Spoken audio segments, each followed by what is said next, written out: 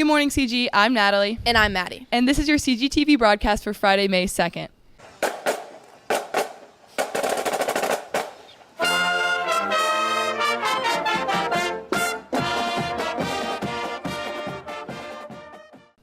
This Saturday, Crane Bay Event Center is hosting Center Grove's prom. Ms. Scheidler gives us a preview of the event.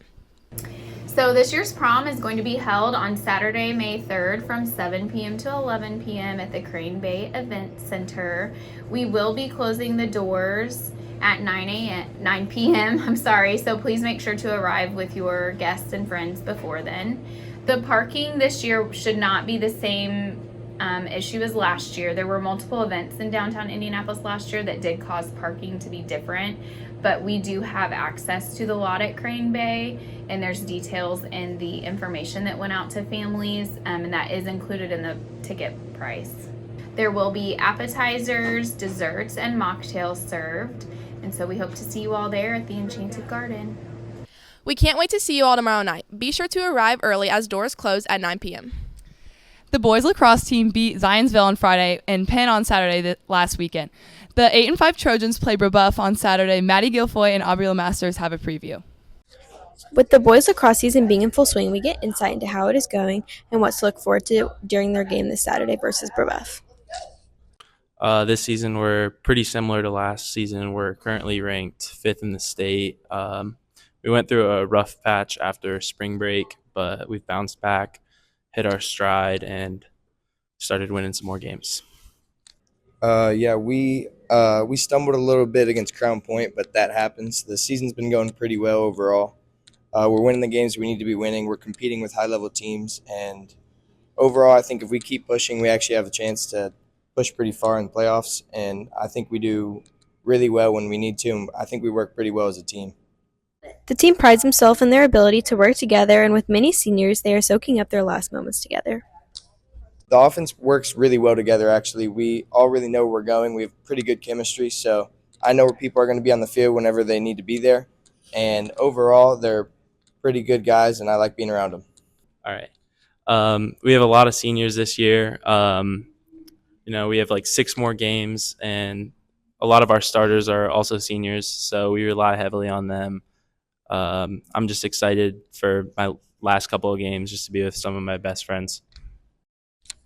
The Trojans will play Brebeuf tomorrow, who holds a 4-8 record. We play Brebeuf this Saturday. They have a pretty solid defense, but not a good offense. So we're going to try. It's going to be a low-scoring game. Just going to try and beat their defense as much as we can. Their goalie's pretty good, so we're going to have to shoot good shots and make sure that we hit the targets that we need to be hitting.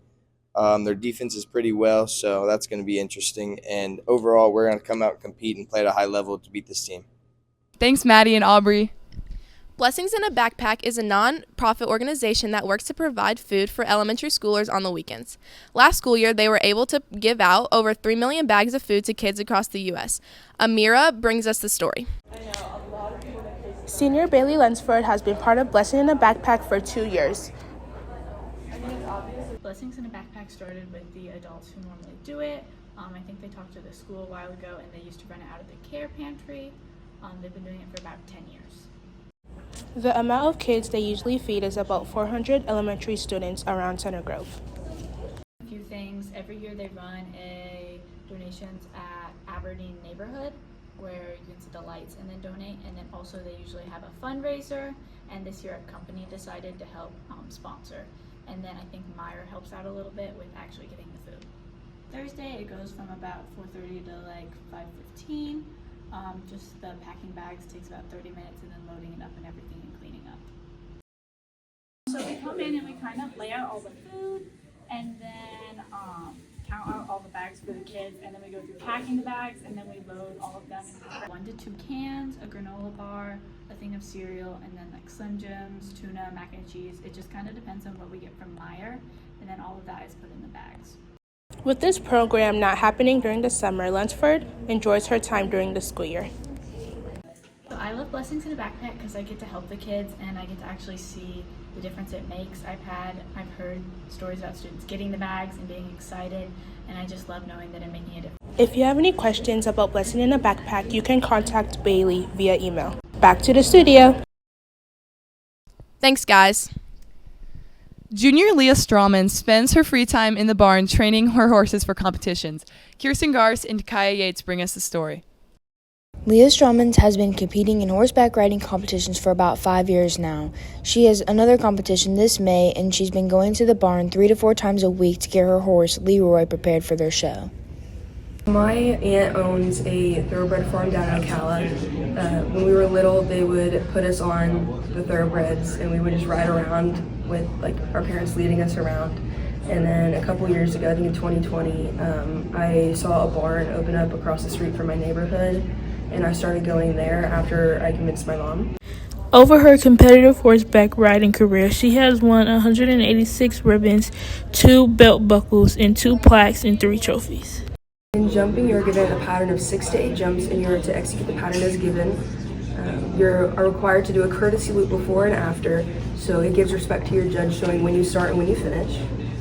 You're required, when you're being judged, you are being judged overall of how your horse looks going over the jump, how you look going over the jump, if you don't knock poles down, because that'll give you deducted points, and if you're on the correct lead during the whole pattern. If you're not on the correct lead going a certain direction, you're expected to switch it to the correct one, and if you don't switch it can get you deducted points, but if you do break down and switch it can get you cookie points. The skill that Leah has mainly worked on is getting her and Leroy to perfect their leads. Leads are when you're in a canter, which is like a run for us. It's the leg closest to the inside of the arena. So if your wall is on your left, the leg closest on your right, correct lead, you're expected to break down to a trot, which is just like a jog for us. Breaking down and fixing it can give you cookie points for realizing that it's wrong, but most of the time sometimes you can get deducted points for breaking down because they don't want to see you break, but they also don't want to see you in the wrong lead either, so it's kind of dependent on the judge. In your jumping classes, there's usually 3 separate classes. The first one is a rail class, so the judge wants to see you move independently on the rail. They ask for a walk, trot, and canter going both directions. They just want to see how your horse moves. Class, you get placed for all 3 individually. You get placed for the first one, and then the second one is your first actual jumping class. This is the pattern you were given going one direction, and then the third class is the same pattern but going the opposite direction, so where you ended is where you start. With Leah's consistency, she will gain more and more experience, gaining her more practice to rank higher in competitions. Thanks, girls. Would you rather have the ability to fly or to be invisible? Probably to fly. This week, my friends and I played a game of Would You Rather with the CG students for today's episode of Trojan Talk. Hey Trojans, it's Maddie Guilfoy. And it's Aubrey Masters. And today we're going to be playing Would You Rather. Let's go. Really slow. Would you rather go viral for something dumb or stay low-key forever? And why? Stay low-key forever? Stay low-key forever. Because I don't want to be embarrassed. Same. Perfect. Okay. Would you rather be rich and alone or broke and loved? And why? I feel like you could be rich and alone. Because you could just have friends. You don't need a man. Okay. Rich and alone because, if you're rich, then they'll want you. Good. Would you rather live a long, average life or a short, crazy life? I would live a short, crazy life because life's short. I don't care anymore. Not just kidding. Oh, short, crazy life. I'd rather action than lazy. Thank you. Would you rather be the same person forever or change every 5 years, and why? I'd rather change it every 5 years so I have different outcomes of life. I'd rather be the same because I like the life I live. Would you rather erase one bad memory or relive one perfect moment? Relive one perfect moment. Why? Just because I can go back and do it again and it's fun. I'd rather relive one perfect moment because if it's a perfect moment, then it's probably worth reliving. Would you rather live without music or live without social media, and why? I think I'd rather live without social media. I don't know. I think I wouldn't be able to live without music. Perfect. Live without social media because it's toxic. Okay, would you rather be invisible or be able to fly?